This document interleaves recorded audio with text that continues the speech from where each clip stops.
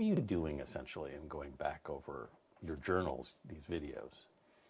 I think I was trying to find like the lowest common denominators of my life. Like what has always been the same? What can I cling to? What did you find when you looked at all that stuff? I like doing the describing, and I don't like being described as much. I guess like I don't like attention that much. That can be tough in your profession. Yeah, like there's a camera. Escape my brain. How do you write without fully paying attention? Honestly, just doing other things, like doing dishes, being on a walk. Yeah. And things will just come to you.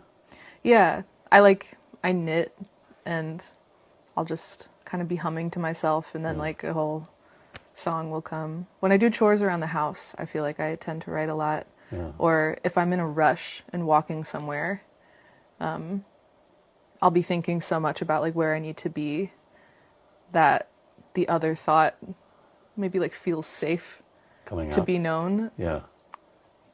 That's so interesting. Yeah. How do you feel when one of those things appears suddenly?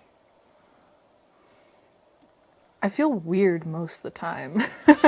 Like, it is a weird process. I wish I could just like decide to write a song. Yeah. And I can, it's just they're not my favorite songs. All my favorite songs have taken like 10 minutes to write. And all of, I think, maybe my most popular songs took like 10 or 15 minutes. Yeah. So yeah, it makes me feel like I'm not in touch. Like there's some part of me that really would like for me to notice it. Yeah. And I just am oblivious. Right. So when something like that happens, and when a song comes to you like that, when a song comes to you like that, how do you, if you're on a walk or if you're doing dishes, how do you hold on to it in that moment? I just sing it out loud, like repeatedly until I can get to some paper. Yeah. And that's actually like part of the writing process is like singing it over and over, changing notes, changing words slightly. I probably have to sing it like 100 times until I get to wherever I am. So you're not a pull out your iPhone person and record it, or do you do that too? Well, I didn't have an iPhone for a while, which was nice because it wasn't fun to use, and so I didn't use it that much. Yeah. I have one now, and the voice memos are pretty clutch. But I do have a long note in my phone if I'm interacting with somebody. Yeah. Like, I don't want to be rude and just, like, sing at their face, so I'll, like, type it down. Yeah. Yeah, I have it by year.